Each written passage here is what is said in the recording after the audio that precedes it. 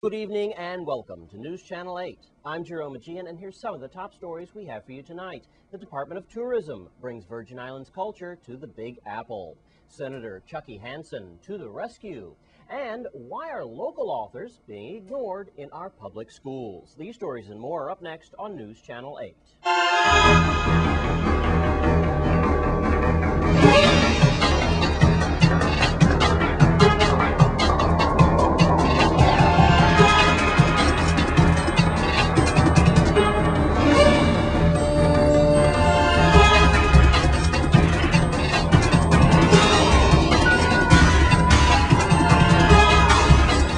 In our top story tonight, the Virgin Islands Department of Tourism unveiled a huge marketing plan for our territory. Let's take a look.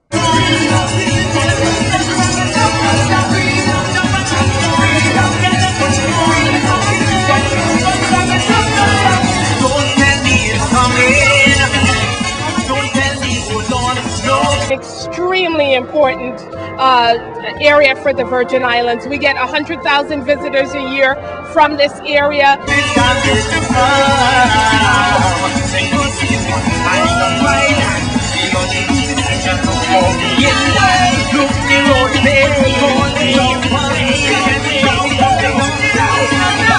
Messages that the U.S. Virgin Islands are sharing with New Yorkers are: one, you don't need a passport to come to the Virgin Islands. Two, you can be on the beach by mid-afternoon. There's so many direct flights. Number three, we have a great estate promotion going on right now. $500 save-in for anyone that stays at one of our hotels for 5 nights or more.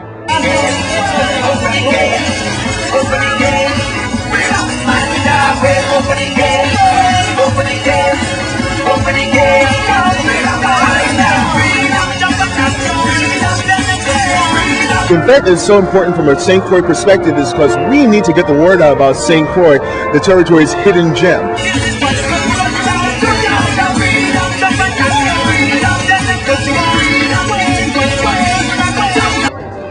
The New York market is important to us because this is our major source market.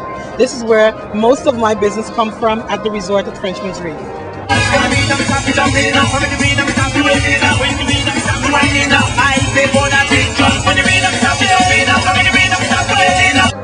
Today we brought the Caribbean ritual dancers, and we brought 7 dancers with us. We brought 2 mokajumbis called the Virgin Islands, U.S. Virgin Islands mokajumbis, and I mean they're wonderful and great entertainers.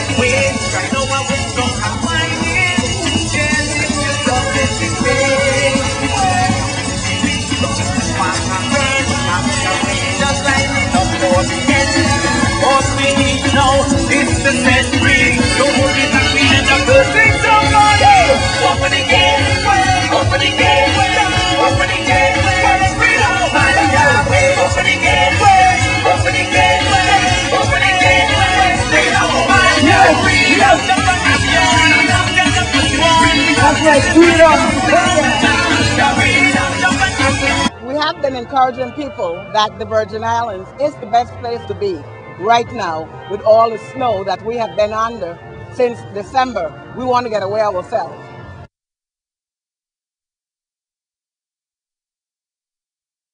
And in other news tonight, Virgin Islands Senator Alicia Chucky Hansen met some hostility earlier today as she continues to fight for the return of the closed Frederiksted Clinic. News Channel 8's Wes Small has more. Thank you very much, Jerome. We are out here again at the Frederiksted Clinic, where we've had broken promises after broken promises. Bottom line, the people out west don't have an ambulance service. They don't have anywhere to go for emergency procedure. The Nesbitt Clinic has been closed because of mold contamination. Our last report was a few weeks ago with Senator Alicia Chucky Hansen. Senator, thank you very much for taking time from your constituents and all your work this week. You're not happy with the progress of the clinic, but you do have an update, because the last time we talked and chatted, they came out within 48 hours and they came out with some response. Now, I just had I didn't even know that their corporate office was across the street in that green building over there. Neither did I. I was not aware. As me and the senator went across the street, 2 managers came out with frowns on their faces and were worried about what we were going to say tonight. Shouting. And they were shouting. All right, Senator. Yeah. Well, there's haters everywhere, but what do you have to say about this situation? Well, first of all, Wes, you observe the attitude of some of our administrators of these corporations that we created as monsters.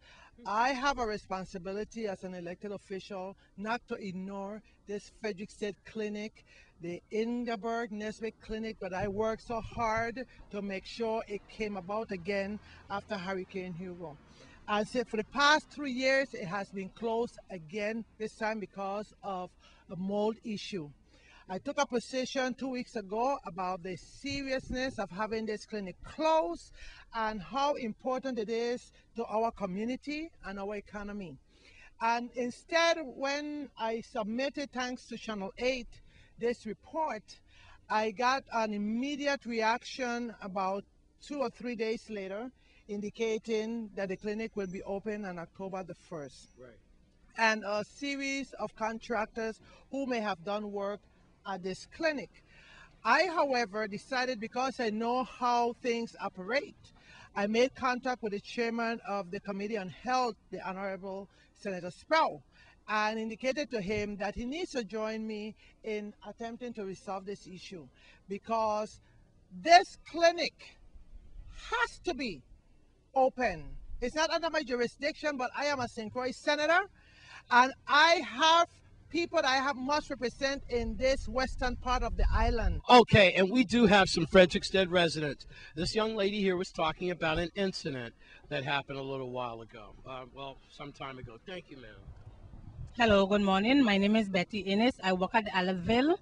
The other day we had a senior fall, and we had to call the ambulance, and they had to come all the way from Christiansted, and we have the clinic right here. I here at this center from 2000,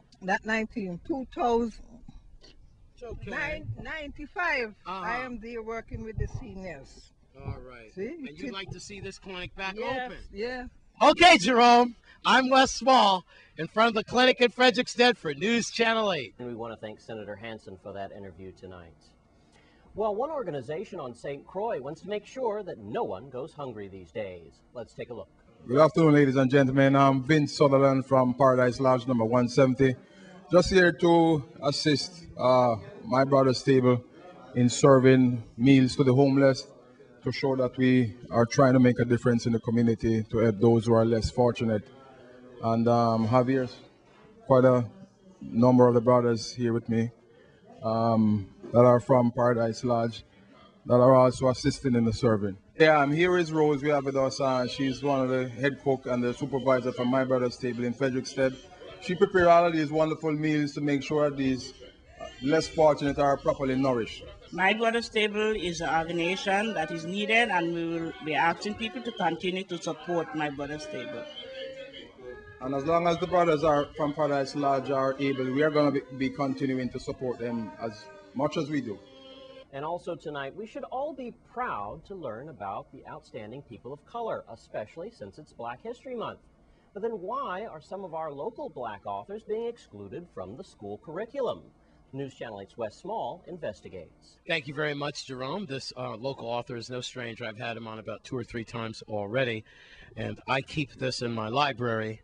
And who's who, you know, because every time I start feeling a little down on myself and just down on my Black people in general, let me say it like that, then when I look in here and I find out that we invented the traffic light, that Valmy Thomas was a great baseball player, Joe Christopher, and they all came from here, then Timmy Duncan, then I start feeling better for myself. So that's why the question today is then, why is it this book in VI curriculum in education?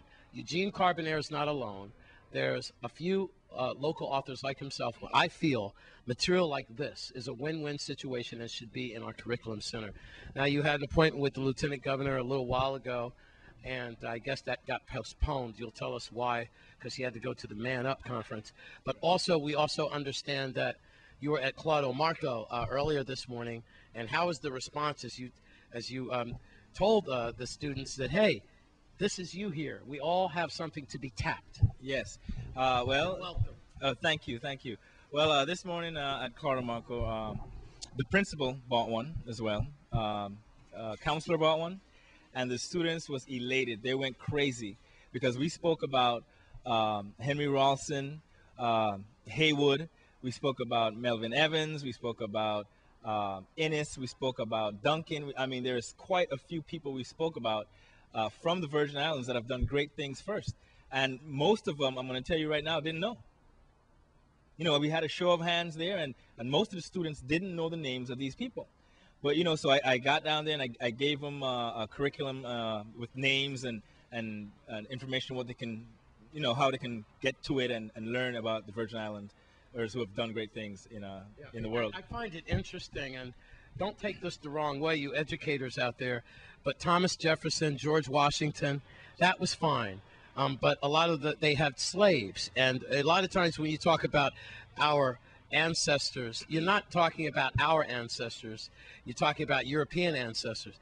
To bring it home, George Washington Carver, Booker T. Washington, Sojourner Truth, you know, Malcolm X, Patrice Lumumba.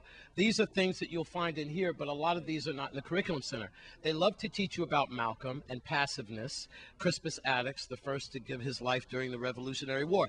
These are embedded in my mind inside of a racist education institution. A Newark public school system that I grew up in. Right. That's why I passionately fight for brothers like this and sisters like this. Local authors need to be in the local education curriculum. If you parents are angry, right, you should be, because your children should be reading this book in their curriculum, or at least books like these put out by local authors. All right, with Eugene Carbonere, no, you haven't heard the last of this one. I'm Wes Small for News Channel 8. Thanks, Wes. And when we come back from this break, we'll introduce ourselves to the new VI Dominican Republic Beauty Queen. Stay with us.